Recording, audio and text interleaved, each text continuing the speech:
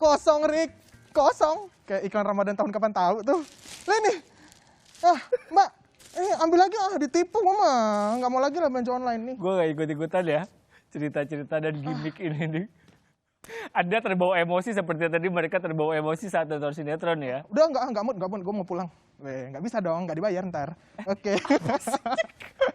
Iya, jadi tadi sebelum gue emosi memukul-mukul kardus kosong itu tadi ada cuplikan ya bahwa ternyata sinetron itu masih punya kekuatan besar. Ada satu sinetron yang terkenal banget. Iya sih. Rating share-nya parah. Iya. Gede banget dan itu bisa jadi salah satu cara warga menghibur diri. Tapi kalau dari ceritanya Mbak Intan tadi seneng deh karena dan Mbak Mika tadi seneng deh karena banyak UMKM produk-produk dalam negeri. Pak Jokowi kan sempat bilang gaungkan juga benci produk luar negeri tapi itu nggak akan dibahas di kata netizen, akan dibahas di program Kompas TV. Program lo. Nah saya mau tanya ke Mbak Mika sebagai perencana keuangan, mari kita bicara yang konkret. Jadi berapa persen uang, berapa persen alokasi dana yang bisa dikeluarkan untuk belanja-belanja online ini? Apakah belanja online ini masuk ke kebutuhan apa? Darurat? Tak terduga, Mbak ini tak terduga. Aku tidak pernah merencanakan ini gitu. Tak terduganya bukannya begitu ya? Muka dia langsung jijik gitu sama gue. Iya, bagus Mbak. Apa sih ini anak? Kan? Terduga nikmat itu, salah.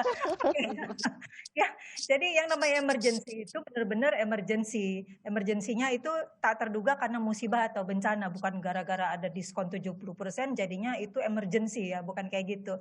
Kemudian belanja online itu tidak perlu ada alokasi khusus karena pada dasarnya belanja online kan hanya cara belanjanya saja, sementara alokasinya adalah pada alokasi pos pengeluaran biaya hidup. Nah, pos pengeluaran biaya hidup ini yang ideal sebenarnya tidak lebih besar dari antara 40-50% dari penghasilan Anda gitu ya. Nah, penghasilan ini bisa ada gaji, bisa komisi ya, masing-masing orang-orang biasanya pekerjaannya seperti apa. Nah, dari penghasilan setelah dialokasikan jangan lewat dari 50% untuk biaya hidup. Nah, termasuk di dalamnya kalau Anda mau belanja. Nah, belanja online itu sudah termasuk di dalam situ. Jadi jangan terlalu besar alokasi untuk biaya hidup karena nanti Anda malah nggak bisa nabung, nggak bisa bayar cicilan utang, nggak bisa bayar premi asuransi. Jadi betul-betul harus dikendalikan gitu ya dengan kita membuat rencana belanja lah sebelum kita benar-benar membelanjakan uang kita. Oke, Mbak Cucum sebagai kompasianer yang mengamati banyak hal kemudian menulis di sebuah karya, kasih kita penonton catatan dong soal belanja online ini, gimana perilaku konsumerisme ini supaya nggak jadi habit. Kalau saya sih beli memang yang diperlukan gitu. Jadi belanja online ini salah satunya untuk menghemat justru. Kita cari yang lebih murah gitu kan dibanding kalau kita belanja offline.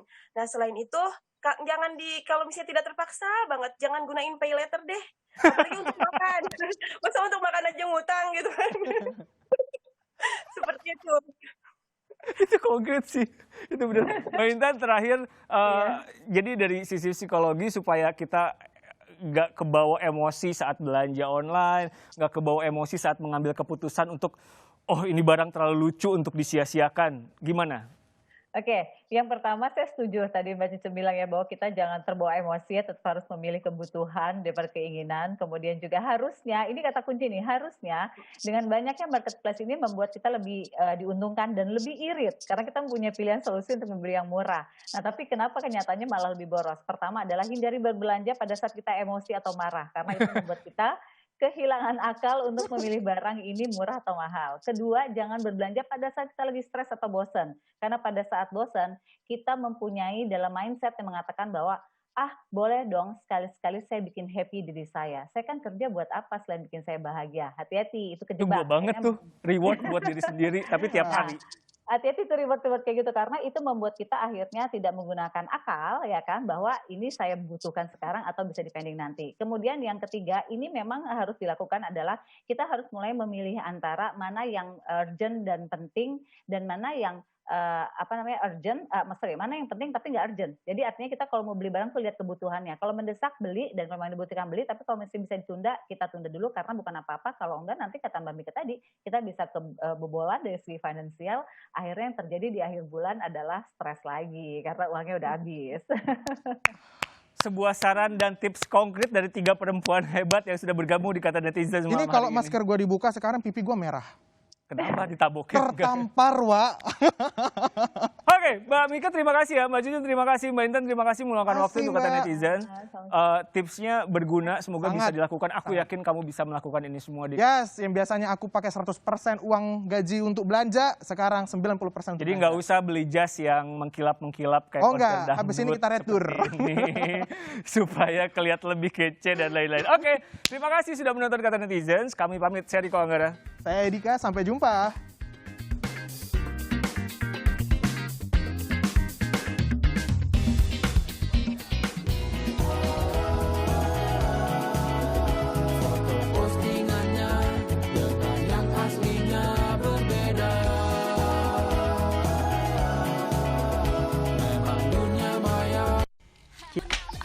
Senjatanya segede ini.